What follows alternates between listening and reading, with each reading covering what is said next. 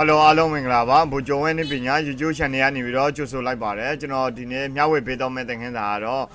Windows နဲ့ပတ်သက်ပြီးတော့ပေါ့နော် Windows အမျိုးအစားပေါင်းဘယ်လောက်ရှိတယ်နောက်ပြီးတော့အဲ့ဒီ Windows တွေကို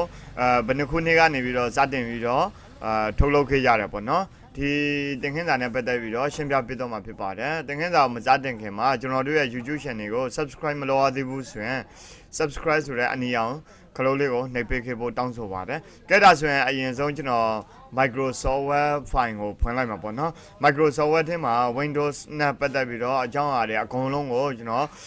ဘယ်နှခုနှစ်မှာတော့ဘာ Windows ထွက်ခဲ့တယ်ဆိုတော့စာတန်းလေးတွေရေးထားတာရှိပါတယ်။ဒါနဲ့ပတ်သက်ပြီးတော့ကျွန်တော်ကဒီပထမဆုံး Windows ကနေပြီးတော့စတင်ပြီးတော့ရှင်းပြမှာပေါ့နော်ပထမဆုံး Windows ကကြတော့ Windows 1.01 ဖြစ်ပါတယ်1.01 ကို1985ခုနှစ်ပေါ့နော်1985ခုနှစ်နိုဝင်ဘာ20ရက်နေ့မှာထွက်ခဲ့တယ်နောက်86မှာကြတော့1.02 ထွက်တယ်86မှာပဲနောက်ထပ်1.03ဆိုပြီးတော့ထွက်ကြတယ်မေပြီးတော့ပေါ့နော်မေလာJanuary February March April May June July August လာမှာတခါထပ်ထွက်တယ်ပေါ့နော်နောက်ပြီးတော့80ခွန်မှာ80ခွန် April 1မှာကြတော့1.04 ကိုထပ်ထွက်တယ်ပေါ့နော်80ခွန် December 9ရက်နေ့မှာကြတော့2.03 ကိုထပ်ထွက်လာတယ်နောက်ပြီးတော့88မှာကြတော့2.10ကို2.10 ပေါ့နော် Windows 2.10 ကိုထွက်တယ်89မှာ1989မှာကြတော့2.11 ထွက်တယ်ဒီခုနှစ်တွေကိုကြည့်ချင်းအားဖြင့်ပေါ့နော်နှစ်ပေါင်းနိုင်ငံခြားမှာကွန်ပျူတာတွေစတင်ပြီးတော့အသုံးပြုနေတာ Windows ကိုစတင်အသုံးပြုနေတာနှစ်ပေါင်း30နဲ့35နှစ်40နီးပါးလောက်ဖြစ်နေကြပြီပေါ့နော်ကဲဒါဆိုရင်ကျွန်တော်တို့ကဒါနောက်ထပ်ဆက်ပြီးတော့လေ့လာမယ်ဆိုရင်89မှာ Windows 2.11 90မှာကြတော့ 3.0 ဆိုပြီးတော့သူတို့ကတီထွင်မှုတွေကိုရက်တိုင်မတော်ဘဲနဲ့ရက်တိုင်မတော်ဘဲနဲ့ကျွန်တော်တို့ကတခုချင်းတွေကိုတစ်နှစ်တစ်နှစ် Windows version တွေပြောင်းလဲလာတာကိုတွေ့ရမှာဖြစ်ပါတယ်เนาะ92ခုနှစ်မှာကြတော့ 3.1 93ခုနှစ်မှာကြတော့လဲ Windows Anti 3.1 ဆိုပြီးတော့ထပ်ထွက်လာတယ်ပထမတော့ Windows နဲ့ပဲထပ်ထွက်ပြီးတော့ Windows Anti ကို93မှာထပ်ထွက်တယ်ပေါ့နော်93ပြီးရင်တော့နောက်ထပ်93မှာပဲ November 1ရက်နေ့မှာWindows for Workgroup ဆိုပြီးတော့3.11ဆိုပြီးတော့ထပ်ထွက်တယ်ပေါ့နော်နောက်ထပ်93မှာပဲ November 22မှာပဲအဲ့တလားထဲမှာပဲနောက်ထပ်တစ်ခါ Windows 3.2ဆိုပြီးတော့ထပ်ထွက်လာတယ်နောက်94မှာ94 September 21ရက်နေ့မှာ Windows NT 3.5 ကိုထွက်တယ်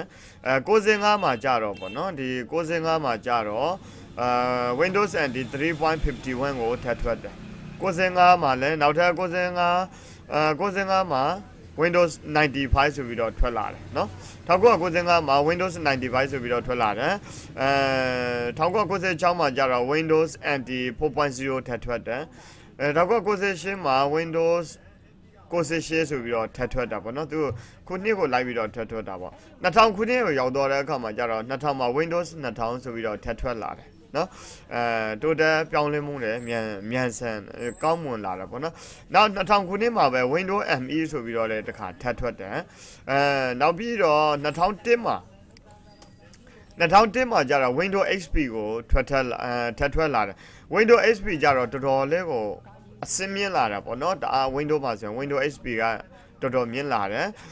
2005ခုနှစ်မှာကျတော့ Windows XP Professional 64 bit ဆိုပြီးတော့ကျွန်တော်တို့ကကြတော့ဒီ XP ရဲ့ Windows XP Professional 64 bit ရဲ့ဆိုပြီးတော့ဒီကနေပြီးတော့စတင်ပြီးတော့အသုံးပြုလာခဲ့တာပေါ့နော်2005က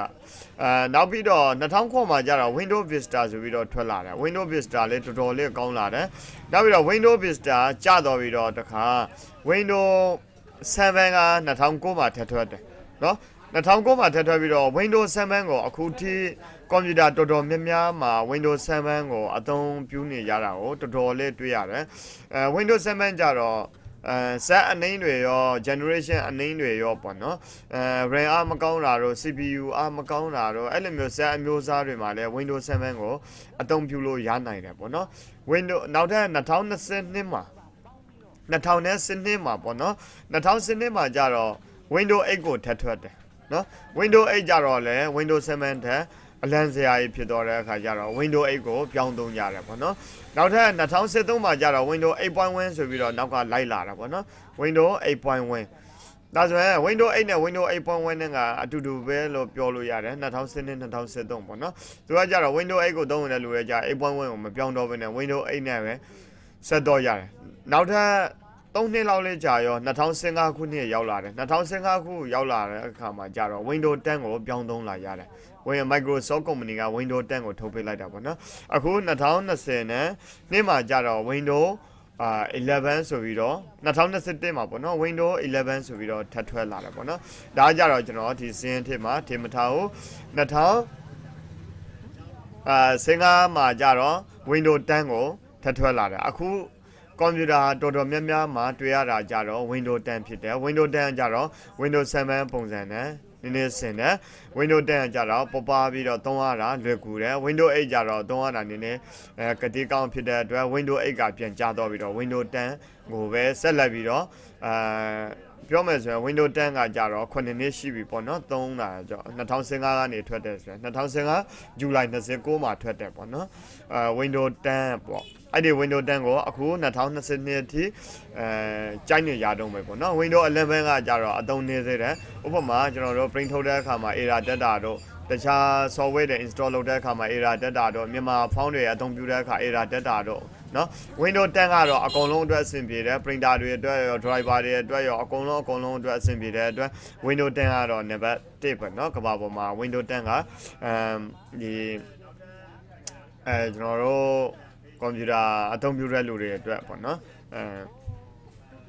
တော်တော်လေးကိုအဆင်ပြေတဲ့ Windows တစ်ခုဖြစ်ပါတယ်အားလုံးပဲကျေးဇူးတင်ပါတယ်ကျွန်တော်ကဒီဗီဒီယိုသင်ခန်းစာဖိုင်လေးထဲမှာ Windows ဘယ်နှခုနှစ်မှာဘာ Windows ထွက်ခဲ့တယ်ဘယ်နှခုနှစ်မှာဘာ Windows ထွက်ခဲ့တယ်ဆိုပြီးတော့ကျွန်တော်ပြုစုထားတဲ့စာတမ်းလေးတွေကိုကျွန်တော်ကဒီဗီဒီယိုသင်ခန်းစာဖိုင်လေးနဲ့ရှာပြပေးတာဖြစ်ပါတယ်အားလုံးပဲကျေးဇူးတင်ပါတယ်နောက်ထပ်ဗီဒီယိုသင်ခန်းစာဖိုင်မှာပြန်လည်ဆုံတွေ့ကြပါမယ်ခင်ဗျာ